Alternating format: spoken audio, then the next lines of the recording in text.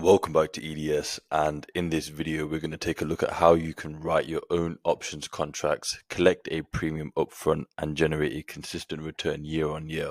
So the first thing we want to do is open up our brokerage platform. We're using tastytrade. You can use whatever you like, and you want to see where you are in the option cycle. So you just want to pull up any underlying.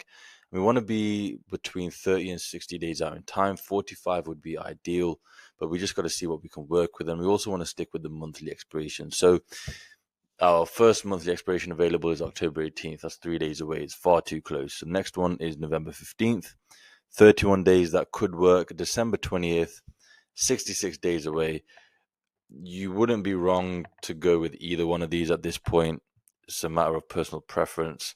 I would probably be weighted towards November 15th and just get out a little bit sooner because data decay is more aggressive closer to expiration. So 31 days out in time, that's the data that we've got. So what we want to do is come over to our watch list and filter out everything that has earnings over the next 31 days. And we also want to filter out anything that has a low liquidity level. Finally, you just want to list everything from high to low IVR. And at this point, you just go down the list and see what would fit well in your portfolio whilst trying to keep IVR as high as possible and absolute IV as high as possible. So, for example, if you've got loads of food companies in your portfolio, you don't want to then start selling contracts on food companies. If you've got loads of tech companies, maybe stay away from tech companies. Just use common sense and keep your portfolio nice and diverse.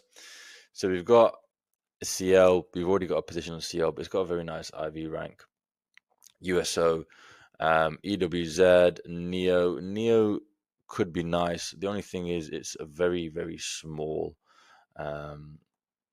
underlying. I mean, if you were to just take a look at Neo, November 15th, as we can see here, we are limited when it comes to strike selection. But I mean, we could still have a look at Neo. It's not to say that we can't put a position on Neo. It's got a very high. The IV is very high. It's at 97.3%, and the IV rank itself is quite high at 72.5. If you were to just look at the chart here, as we can see where IV currently is, it's higher than the average. So if we were to just have a look at Neo, we want to essentially make sure that we set ourselves up for a high probability of success. And the way that we do that is by using the expected move here. This just shows us what the expected move of Neo is over the next 31 days. And to get a high probability of success, we want to be outside of the expected move. I personally like to be at around 16 deltas. So if you were to just sell a contract here at 16 delta, anywhere between 15 and 20 delta, 16 is fine. At the $8 strike, and then if we do the same thing on the put side, we've got 9 delta and a 30 delta. So it's really not ideal. But by all means, I mean, you could just play with the position a little bit and see what you could come up with. So if we were to just play with the position and show you what that looks like, if you look down here, we'd collect 17 cents in premium per share at the if our put contract is at the $4 strike. If it's at the $5 strike, then we collect 34 cents in credit. So basically, it's a double up depending on whether you want to go from a 9 delta to a 30 delta. Now, one other thing to keep in mind is the probability of profit. So at a 9 delta, our probability of profit is 81%. At a 30 delta, it's 62%. And that's a very, very big difference. And that is something that you do need to keep in mind. I would personally err on the side of caution and be at the 9 delta as opposed to the 30 delta, because $5, it's just the nearest strike. It's just, I mean, if this was going to be a one-sided strategy and we were going to just sell a put, by all means, we could just sell the 30 delta here, and that would be absolutely fine. There wouldn't be any issues with that. And in fact, this is a legitimate position that you could place. So if you were to just run with this example, instead of selling a strangle like we normally would, and we were to just focus on a put, on just selling a simple put, this is what that would look like at around the 30 delta. That is typically where you'd want to be for a just a naked put without the call. So we'd collect 20 cents in premium, and we would require the broker would require $362 in buying power up front. Now, this is a pretty poor use of capital. I don't know whether it's because the market is just simply closed at the moment.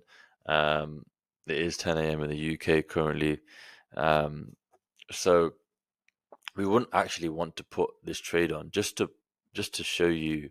Like this is an example of a bad trade. You wouldn't want to put a trade on this. But if you were to just have a look at, say, SLV for comparison, this is ideally what you'd want to have. So you'd want to have lots of strikes. Let's say you could just go to the 17 delta on both sides. As you can see here, you get a decent amount of premium. It's requiring basically the same amount of buying power, and you're getting more premium up front. And your probability of profit is around about the same. So there is such a thing as choosing an underlying that is too small. $5 would be too small, and you want to kind of stick with around $30 and or higher, even if you have a small account. Because if $329 was still too much for you, by all means, you could just buy another contract further out, for example, like that, and just reduce your buying power requirement even further. So there wouldn't really be any need to actually place a trade on NEO, and that's a good example of what a undesirable position would look like. Not that it's a bad position, but as you can see here, SLV, I mean, there's plenty of opportunities. There's no shortage of opportunities at any given time. It's just about finding the right one for you where you're going to be able to get the most bang for your buck. So that's how you can find positions, that's how you can manipulate positions. And you do also need to keep in mind the size of your positions. And we've got a position sizing template here that everybody can use for free. The way it works is you simply enter in the size of your portfolio. Let's say if it was $7,500, you can then enter in the current VIX level. Let's say if it was 24.3. Below that, everything will then be automatically calculated for you, and you can use this information to simply form the backbone of your portfolio. And if you want to get a copy of this, link will be in the description. It's free. Click on the free position sizing template and it will take you to where you need to go. If you want to learn in more detail, if you want to copy our positions, if you want to see what we're doing in our portfolios, if you want to get live updates every time we manage risk, make adjustments, etc., again, click the link in the description. Head on over to EDS Premium and get yourselves signed up.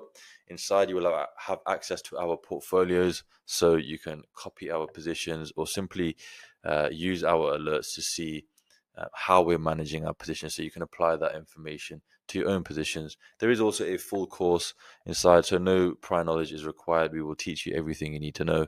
It's a private community, so if you still get stuck, you can speak with myself and other like-minded individuals.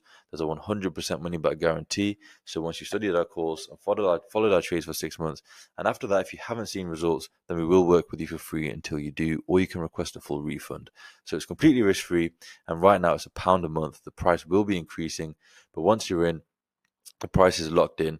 You will never need to worry about price increases, so you are rewarded for getting in early. And with that being said, I will see you guys on the inside.